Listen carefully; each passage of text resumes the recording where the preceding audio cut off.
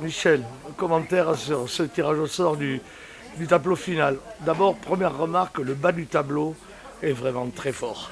Oui, exactement, parce que on a Gianni Mina qui a été quand même 200 dans les 220 à l'ATP et qui revient bien, qui est tête de série numéro 8 du tournoi et qui va jouer contre Edward Corey qui logiquement était en 10e position parmi les meilleurs joueurs. Donc ça va faire un très gros match demain.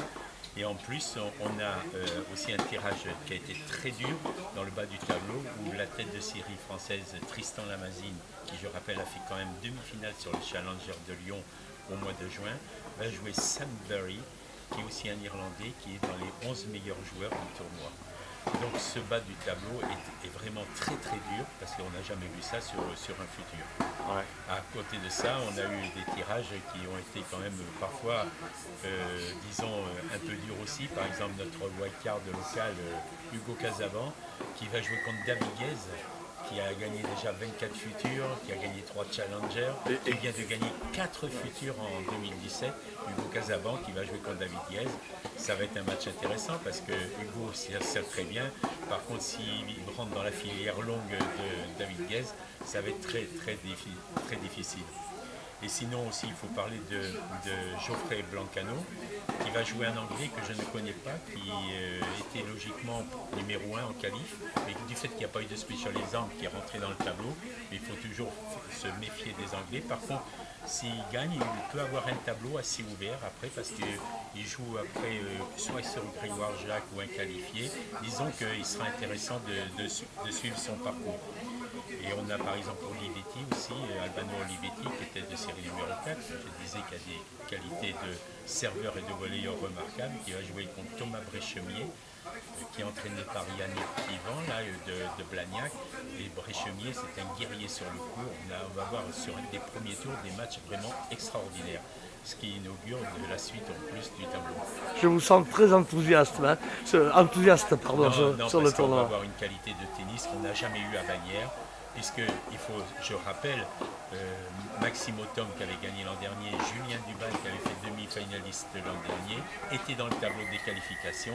Ils n'ont pas voulu jouer les qualifications à Bagnères parce qu'ils voulaient revenir pour jouer le tableau final. Et donc ils n'ont pas eu accès au tableau final, pour vous dire la teneur de ce tableau final.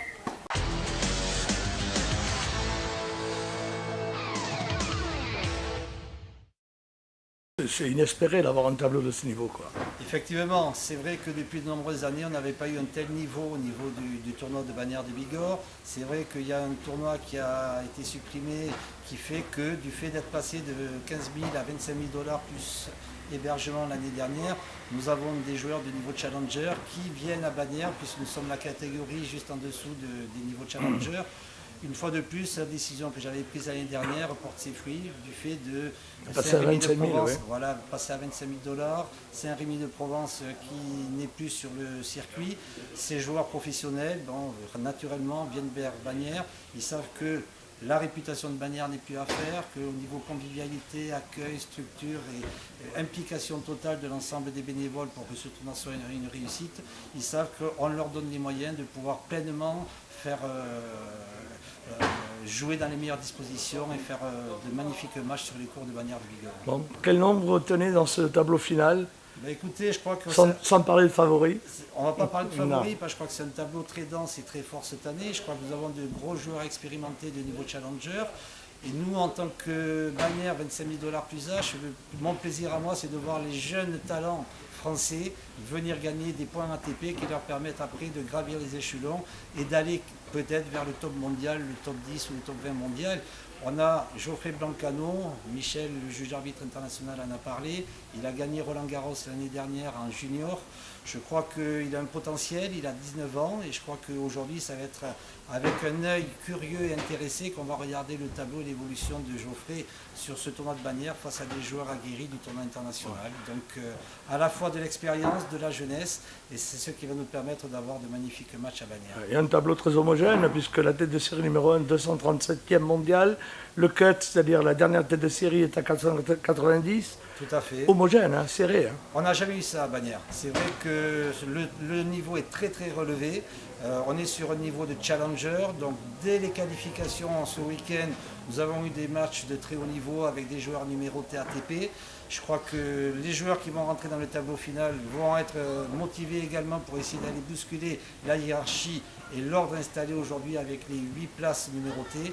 Je pense également à Tristan Lamazine, qui était un joueur en pleine évolution et qui peut avoir un rôle important à jouer dans ce tableau. Je pense également à Albano Olivetti, qui a eu un record mondial de service à 240 km/h, qui n'a pas été homologué par rapport au cahier des charges d'homologation d'un service. Albano qui avait été blessé, qui avait été un espoir français, qui est en train de revenir très fort.